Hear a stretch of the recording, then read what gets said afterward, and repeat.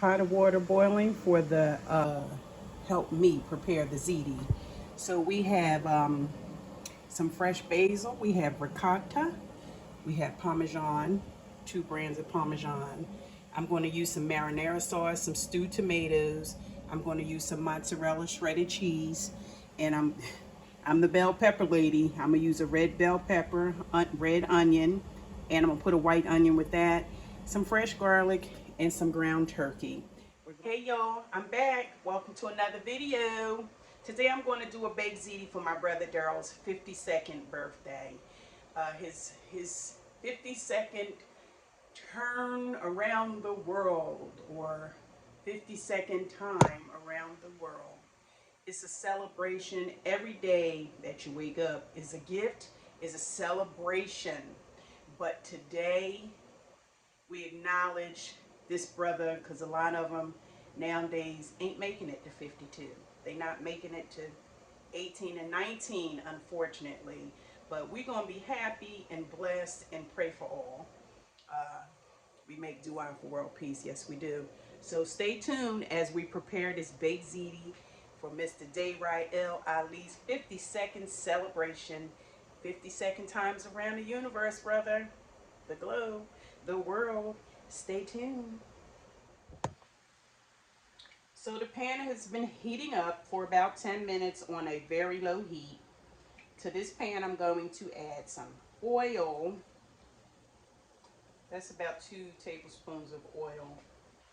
My water is boiling for my pasta already, and I salted it very generously so that you can add flavor to your pasta. This is a 16-ounce box of pasta, so 1 pound of ziti noodles that I'm putting in. That's already boiling, so I like to get those noodles ready, ahead of time. So to the pan, I'm going to start to saute. I'm going to start to saute. Okay, so to the pan, I'm going to saute. I'm going to, the peppers are optional. I think I'm just the bell pepper lady. The peppers are optional. I'm going to start to saute the onion. I mix red and white onion. It's all your choice. It's all optional. I'm going to mix the red and white onion and the fresh garlic. I used a lot of garlic because I was trying to get rid of it. But my brother, we love garlic. Guys, when it comes to your pasta, any pasta that you boil, you want to salt the water, generously. And you want to mix it right away because you don't want it to stick together. So mix it right away once you get it into the boiling water. But make sure the water is boiling, a rapid boil. Okay? Put your salt in at the same time you put your cold water in. Bring it to a rapid boil. Add your pasta, no matter what kind it is. Add your pasta, mix it, and then let it go ahead and do what it do. You can follow the directions as to how long to cook it. You don't want to overcook it because nobody wants mushy noodles. But in this case, the ziti, I'm going to have it al dente with a little bite to it because I'm going to finish baking it off in the oven. So this is, and even if you messed up and made it, you don't really want it mushy. I don't care if it's baked or not. I don't want it mushy. So be careful. Follow the directions. You don't want to burn your veggies. In this case, the veggies are garlic, onion, red and white, and bell pepper. But even if it was just the garlic and onion, you don't want to burn it. You just want it to, like I said, become translucent. It doesn't really matter, how big or small you cut them. This is sort of like a medium dice, and it's kind of not even a uniform medium dice cut, but you don't want to burn them. To the veggies, I am now going to add the ground turkey. To season the meat up, I pulled out some seasoned salt, some white pepper. Was at the store again, I forgot to get some more pepper. Black pepper, white pepper, doesn't matter. I'm going to put some Italian season on the meat. All this is optional. I'm putting some whole oregano, which the Italian seasoning It says it has garlic and basil and stuff in it. I just like to add a little extra. I'm going to put some smoked paprika to the mix. And of course, I'm going to put some turmeric in. Every opportunity.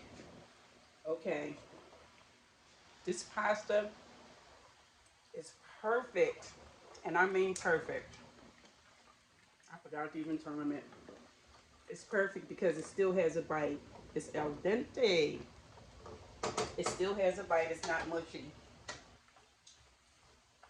All right. So to this ground turkey, and you don't have to cook ground turkey forever. You don't even have to, once you put it in and you start to chop it up and incorporate it into the veggies that's in the pan, meaning the onion, pepper, and all, the garlic, you can basically go ahead and start putting your sauce in, because the difference with cooking with ground turkey and ground beef is you have to strain that fat that came off of the ground beef. You have to strain that. Ground turkey does not throw off any unhealthy juices, and you do not have to strain it, which is a good thing because you can immediately put your sauce in. If you had all day, you could actually make a marinara sauce, which is very easy and simple to do. It really is. But put some fresh basil in. Fresh basil that I just got from the store. Okay, this is the sauce doing its thing. I added a little more seasoning to it. You have to season to taste. Season to taste. Oh, I still forgot the pepper flakes. I gotta get with it, y'all. And y'all, please, let's help the planet. Let's remember to recycle our goods after we rinse everything out. Let's remember to recycle. Let's try to help save the planet. Yes. I put the red pepper flake, and I'm only gonna put a teaspoon of the brown sugar because, to me, I mean, it helps me and it makes a difference to me. So, you people out there who are great cooks, or you know, or from the old school where you may have or may not have added sugar, don't come for me. This is what works for me, and it's delicious. That was less than a teaspoon.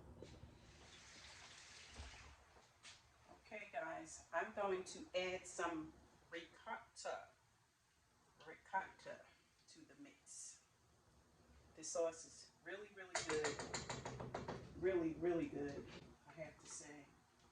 Ziti is not one of the things I make a lot of, but a good ziti I do like. I ain't lying, y'all. A good ziti I do like.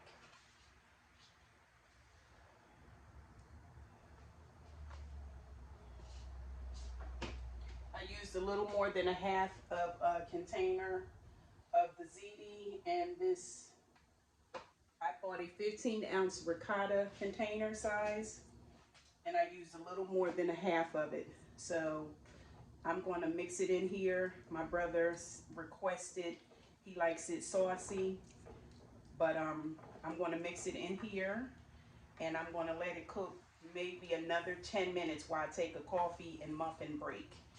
And I got the oven preheating to 350 degrees Fahrenheit is what the oven is preheated to.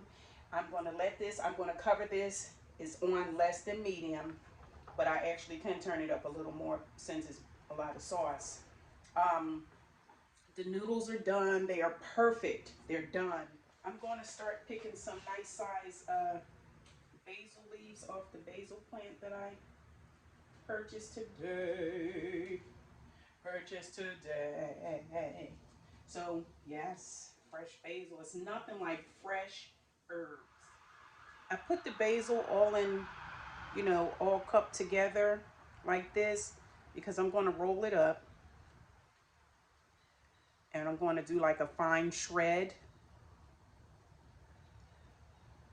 So this is what it looks like, and I'm going to shred them basically.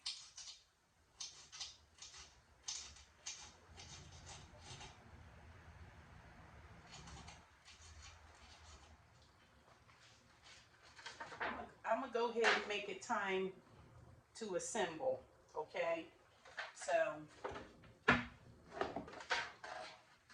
what I'm gonna do is take some of the sauce, put it on the bottom of the pan to prevent the pasta noodles from sticking to the bottom of the pan. You don't need a whole lot. Oh, ooh, I'm gonna drop that, honey. It is hot.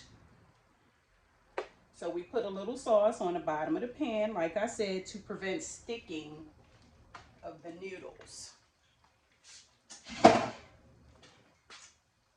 We're gonna add some pasta. I did not rinse it off.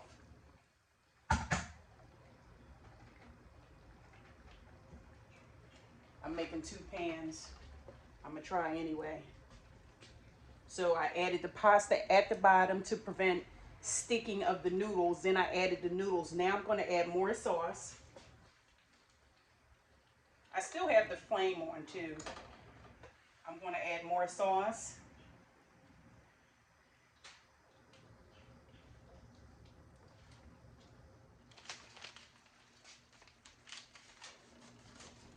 Instead of fighting with this thing, trying to pull it open. So I did the sauce first, noodles, did some more sauce. The ricotta is already in the sauce. I added fresh basil, a layer of fresh basil. I'm going to add some mozzarella cheese.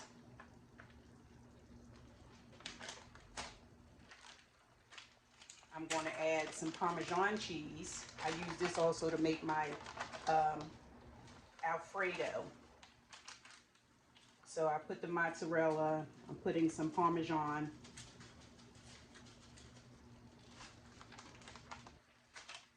And you do it like that. You continue to process until it's, you know, I just want y'all to know that you can do this any way you want.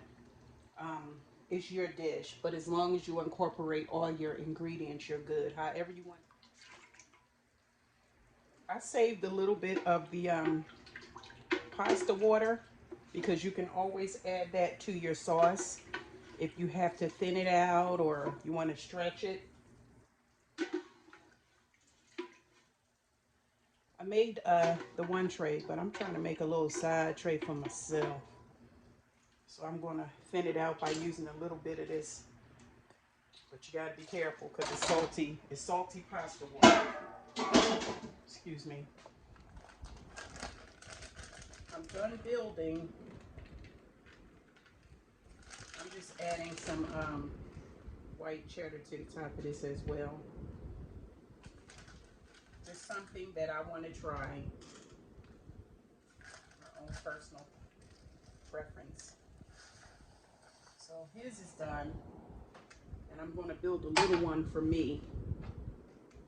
Just a little one.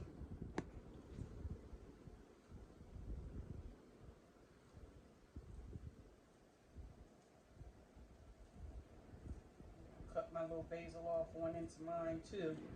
Because I didn't cut enough for myself. Alright, this one is mine. I'm going to mix it all. It's now time to put it in the oven. And mine too.